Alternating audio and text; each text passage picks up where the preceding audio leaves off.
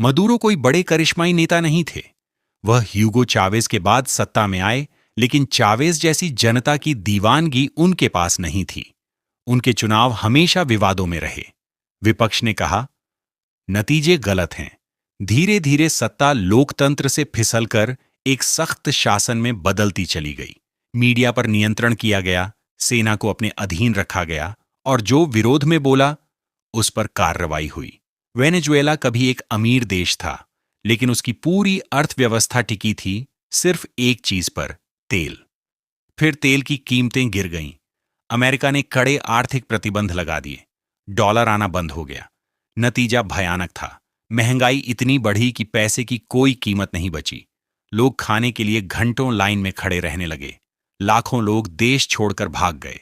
मडूरो सरकार ने कहा, यह अमेरिका की आर्थिक साजिश है।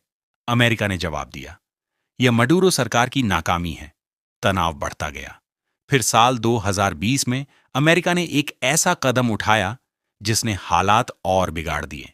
अमेरिकी न्याय विभाग ने निकोलास मदुरो पर गंभीर आरोप लगाए। ड्रग तस्करी, आतंकी संगठनों से संबंध और नार्को टेररिज्म। ये पहली बार था जब किसी मौजूदा राष्ट्रपति को अमेरिका ने अपराधी घोषित किया। मडूरो की गिरफ्तारी पर $15 मिलियन का इनाम रखा गया। मडूरो ने इन आरोपों को अमेरिका की साजिश बताया। सालों तक चलता रहा यह टकराव, आरोप, प्रतिबंध, धमकियां। ऐसा लगने लगा कि यह सब एक दिन किसी बड़े हादसे में बदलेगा। और फिर एक दिन दुनिया ने सुनी एक चौंकाने वाली खबर। क्या अमेरिका ने वेनेजुएला में एक गुप्त सैन्य ऑपरेशन चलाया? कहानी यहीं से शुरू होती है। कहा जाता है कि अमेरिका महीनों से मडूरो की हर गतिविधि पर नजर रखे हुए था। वह कब उठते हैं, कहां जाते हैं, किससे मिलते हैं, उनकी सुरक्षा कैसी है, हर छोटी बड़ी जानकारी जुटाई जा रही थी। Drone phone call, electronic data और गुप्त एजेंटों की रिपोर्ट। शहर के अंदर स्थानीय लोग भी खबरें दे रहे थे। हर सड़क, हर कैमरा, हर फोन, सब कुछ डेटा बन चुका था।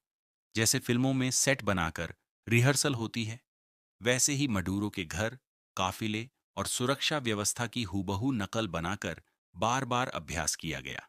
सिर्फ सैनिक नहीं, साइबर टीमें भी तैयार थीं। कम्युनिकेशन रोकना, जीपीएस ट्रैकिंग और नेटवर्क ब्लॉक करना, यह सिर्फ सैन्य मिशन नहीं था, यह टेक्नोलॉजी और इंटेलिजेंस का खेल था।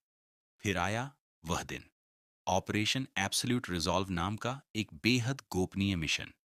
लक्ष्य सिर्फ एक, मडूरो और उनकी पत्नी को पकड़ना। आधी रात का समय चुना गया।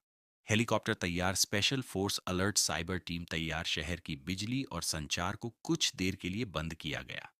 टीमें अंदर घुसीं। कुछ जगहों पर गोलीबारी हुई, लेकिन योजना इतनी सटीक थी कि रास्ता जल्दी साफ हो गया। आखिरकार मडूरो और उनकी पत्नी को सुरक्षित बाहर निकाला गया।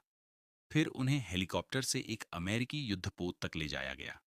जैसे ही यह खबर बाहर आई, दुनिया हिल गई। टीवी चैनल, सोशल मीडिया, सरकारें, सबकी नजर एक ही जगह थी। लेकिन साथ ही बड़े सवाल भी उठे।